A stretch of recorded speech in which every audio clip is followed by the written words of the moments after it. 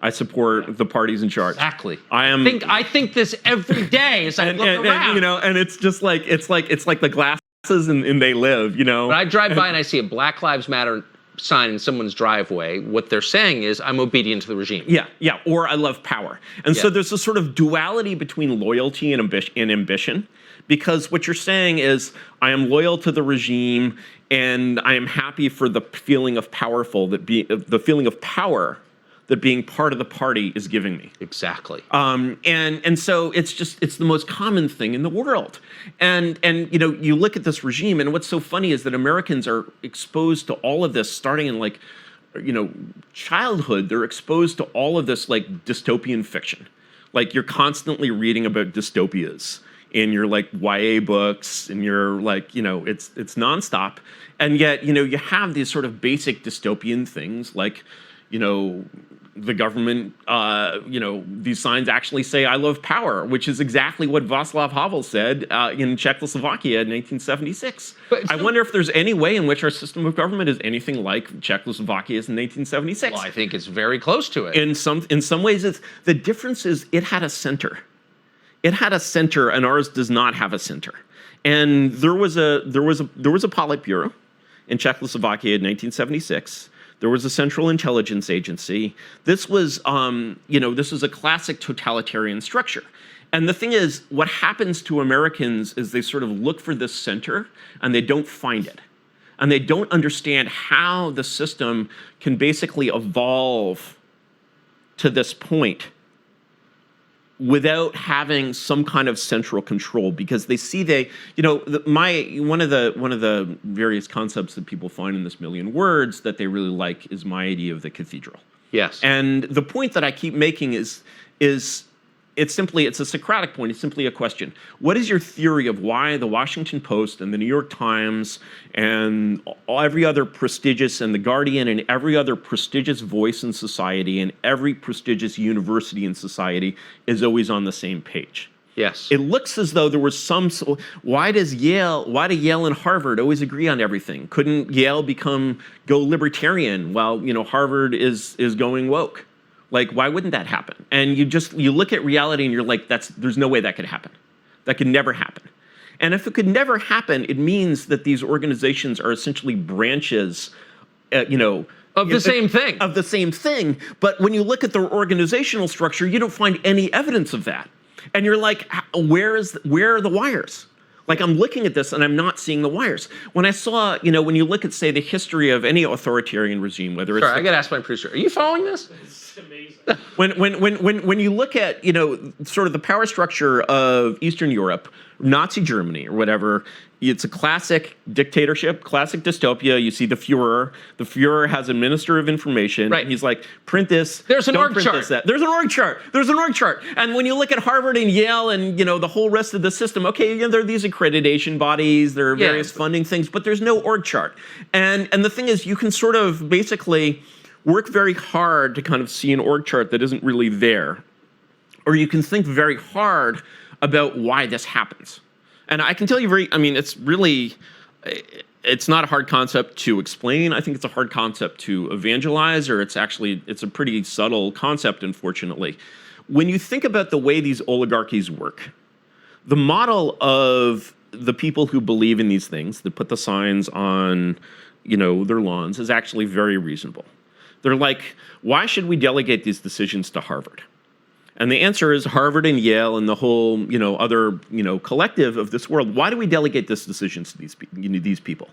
There are very, very clear pragmatic reasons for doing that. One is, we know that these institutions select the smartest people around. They're incredibly competitive. They're incredibly hard to get into. They're incredibly hard to rise in. And they create these incredible concentrations of expertise. And, maybe the way I think about COVID is a good example of the way these things go wrong. So basically, that view of the world says, when the public has to make decisions about virology, who are we going to call? And the oligarchic answer is, obviously, we are going to call the virologists. What are we going to call your like aunt in Iowa? What? Right. Excuse me, the one I saw from the plane at 30,000 feet. Like, are we going to call the people at the rodeo? No. We'll call the virologists. Right? I got it. I'm brilliant. Right? So this was their answer, and this is a 20th century answer. This is the idea of basically just delegating without any accountability, responsibility for important decisions to academics. Basically, kind of dates mostly to the Woodrow Wilson era. Yes. So, the progressive era with a capital P, Right. It's about, and this is when basically America's, so if you see like description of the Gilded Age, like, go to an old American city, see all those like brick buildings and like, beautiful old stuff, all of like DC, all of that is built in what we call the Gilded Age, which is a period when America was governed very much the way China is now. It was very corrupt. Politics was this incredibly sordid, screwed up business. Shit got done. Yes. Shit got done in a corrupt way with people stealing a bunch. Yep. But did shit get done at enormous velocity, really fast, all the time, in the physical world, not just building some goddamn software? Absolutely. Right? Look at the way they built the Empire State Building. Right. This is the world that built the Empire State Building. So, and at this time, America, like China, is a third world country. It's culturally insecure. It does not have, before World War I, it's like, it's a peninsula of Anglo-American culture. The center is in London and has always been in London. The center of finance is in London. America is the periphery. American intellectuals look at this and they're like, we should be the future. Look at a map. And what we actually need is essentially, and you'll see this written very, very explicitly, for example, in Walter Lippmann, who I'm sure you've read. Yes. Right? And what America needs is basically a new class of Platonic guardians, a new class of basically people who are sort of, just are not these like sordid, stealing politicians. Like, so this comes out of people like Henry Adams, for example. Yes. Who's like this like fourth generation super, he's like, from this amazing political dynasty. He's like the intellectual leader of America, as the editor of the North American Review, which was like the New Yorker of its day, but better. And he's basically like, that whole world of old money and old wealth is like, no, actually, this isn't working. And the new world will be a world of science. And it needs to be guided by science, and it needs to be guided by expertise. What comes out of that is the invention of sort of all these social sciences, which are really sciences of government, or probably in most cases pseudosciences of government, because they don't actually seem to work out very well when you try them, which is a thing that normally... Sociology, psychology. Yeah. And so, all of these things, so you get sort of all of these sciences that are basically sciences of government and sciences of how the government should do something. And once sort of any kind of governing power, whether it's the people or a king or anything other than an oligarchy, decides that the oligarchy has the last vote, and it's the oligarchy's opinion that counts, and basically delegates it to the experts, the scientists, the mandarins, the priests, whatever you call them, you've ceded power to these people. And then and the consequence, democracy's done at that point. Oh yeah, democracy. Yeah, remember my two no's, right? It isn't and it shouldn't be, and it can't be. And the American people just simply don't have the power to do that. They don't have the energy. They don't have the knowledge. They don't have the energy. It's not a question of even whether they would do it well or badly. They would just do it weakly, and power would be instantly ripped from their hands. It would be like having an absolute monarch who's like 6 years old. There's no way this kid, even if he's the rightful king of France, is actually the king of France. Right. So, his best choice is to use whatever power he has to make sure some guy who's not molesting him is the king of France. That's basically where we are, right? Sorry, that was a little coarser than my usual analogy. So good. But let her rip. Yeah, let her rip, right? And so the problem is what this does to the experts. So it's like you basically have this pool of expertise. You have this network of expertise.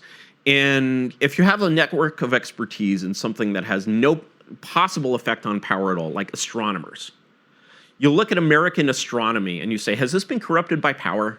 Have astronomers, is there a woke astronomy, not just woke staff practices in astronomy, but like seeing like constellations that aren't there, making up like new kinds of astronomical objects, just like totally out of nowhere, like for for headlines. No, I don't think we see that. Is there a woke math? No, I don't think we see that. When we look at the Soviet Union, again, centralized, system, but still with many oligarchic, had a party, right? But it also had a leader. And you look at the Soviet Union, the math is fine. The math is perfectly fine. The astronomy is fine. Soviet astronomy, no, they're studying the same skies that we're studying. Soviet sociology, Soviet psychology, Marx-Lenin studies. It's all just trash. And so when you look at American expertise, you tend to notice that the fields that are funny, that get weird and kind of screwed up, are ones that involve telling the government what decisions to make. Right. And it seems that when you have a field, a way of people thinking that involves telling the government what decisions to make, suddenly you have this marketplace of ideas, and as a believer in oligarchy, you're like, okay, not only do we not have just one expert, we have a whole network of experts, and they're convincing each other, they're always arguing, and they're participating in this adversarial discourse. Yeah, in math, that's what's going on. In astronomy, that's what's going on. In chemistry, that's what's going on. There's no politicized chemistry in the Soviet Union, right? But when it comes to sociology, or like anything that involves advising the government, if you're advising the government to do more, by definition, you're making more of an impact. You matter more. And so what happens in an oligarchy is sort of this kind of currency of the trade becomes impact. It becomes mattering. And so, let's say that you're studying Earth's climate. Back in like 1970, you were just studying Earth's climate. You were just like a weather nerd who was like, oh yeah, let's study the weather in a long term. Suddenly, you're sort of forced into the position where there is this global effect. Doesn't matter, is it scary, what's going on here? And, I'm what's called a lukewarmist, where, yes, this effect is real, but I don't think it's all that important. And there are plenty of very pedigreed climate scientists who are lukewarmists. And let's say Judith Curry, for example. And if you're someone like Judith Curry, you have would be a great person to have on, by the way. If you're someone like Judith Curry, she ran like the whole huge climatology lab for many, many years. If you're someone like Judith Curry and you basically write a paper that says this isn't very important, this is like happening, but there's probably Afghanistan is something we should worry about more. And you're attacking yourself. You're attacking all of your peers. You're saying your work is not very important. You should not be getting a lot of money. You do not matter very much at all. And you're not being a team player. And so in the landscape of the marketplace of ideas, things that say this whole marketplace is unimportant and shouldn't grow its budget next year are vastly disfavored, because basically they're really, really antisocial. And and so that sort of craving, when you're inside the deep state and you have that craving for impact, it has a much more definite form. You're basically looking for funds. There's this whole world of things that write grants, that apply for funds. And so this whole world basically has this enormous incentive to emphasize its importance and to matter and to make an impact. Well, guess who wanted to make an impact? Some virologists. And these virologists were like, going along, doing virology, just being virology nerds, and then SARS happened. SARS happened, and this virus jumped out of a bat into a civet cat, into human beings, and killed a lot of people. Unfortunately, wasn't well enough adapted to humans to start a pandemic. So naturally, if something bad happens, and you're writing a grant, a good way to write that grant is to say, well, this something bad could happen again. Let's study this thing to understand it, to make sure we're better equipped to something if it happens again. We can predict it. We can learn more about this phenomenon. This is important science because this is something real that has affected the real world. Good grant proposal. So basically you write that grant proposal and you're like, I know what?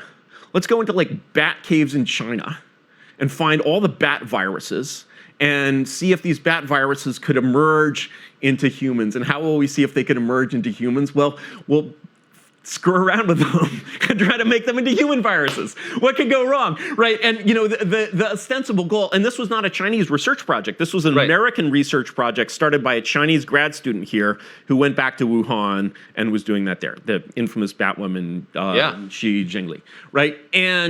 But this was American science. I think American